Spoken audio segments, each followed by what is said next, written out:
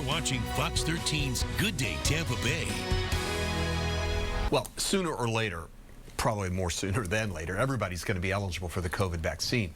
But here's the big question. As more people head back to the office, can your employer actually require you to get the shot? The answer may be yes. Our old friend, Attorney Dale Appell, we haven't seen in a long time, joins us to talk about that. Good to see you, my friend. We miss having you in the studio. I'm glad we get to talk to you virtually. Can your employer compel you to get the shot? Yes, they have the right to mandate you get vaccinated. But as with many things in the law, there's always an exception. And it's true here too. They can mandate it, they could require it, but exceptions do exist. One of the exceptions is if you have a disability or a medical reason why you cannot have the vaccination. You might have an allergy, for example, or a compromised immune system. The other exception is if you have a strong, sincere religious belief that prevents you from being able to have the vaccination. So those are the exceptions, and if the exception applies to you, your employer then has to make what's called reasonable accommodations. They have to do something to try and accommodate you, but note the word reasonable. So, for example, if you're an employee and you work in health care at a nursing home, you can imagine the importance of having a vaccination in that environment, treating the elderly. But the employer may try to find a remote workplace for you, or they may put you in a back office to be the bookkeeper. If you don't have the ability to be a bookkeeper, they don't have other ways to try and accommodate you reasonably, then they are allowed to say you can't work here because you're not taking our mandated vaccination. Dale, I know we're still early in this vaccination process, and people and not a lot of folks, or as many as we need, have gotten the shot yet, but are we already seeing it be an issue?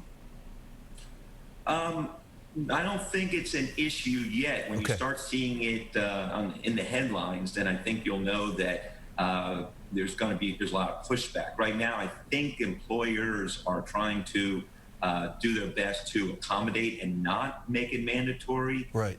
So they're working with their employees.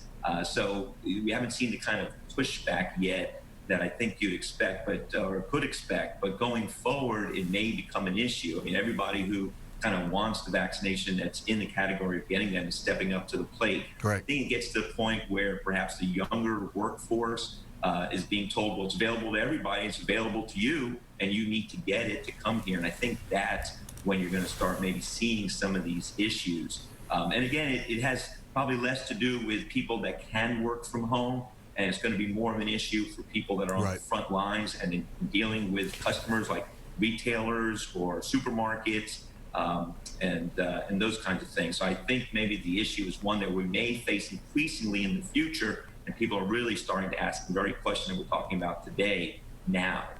Dale, I want to circle back when we don't have a lot of time left, but I do want to I want to clarify something. So if you don't fit into the exception category, might that, and you don't want to get the shot just because you don't want to get the shot, might that employer be able to fire you? Yeah, well, we are in an at-will state.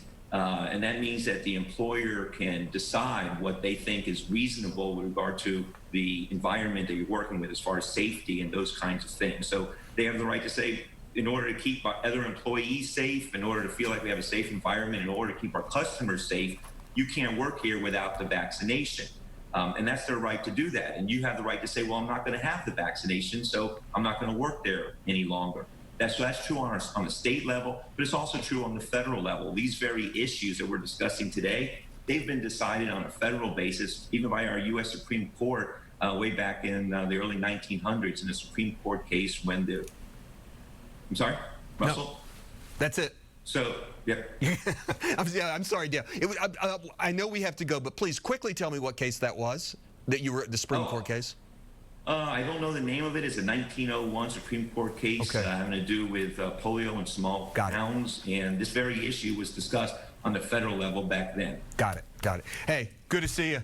You look great. Good to see you. We miss you. Thank you, sir. And I look forward to having you back in the studio sooner than later. Take care, okay? Very good. Bye-bye. Bye.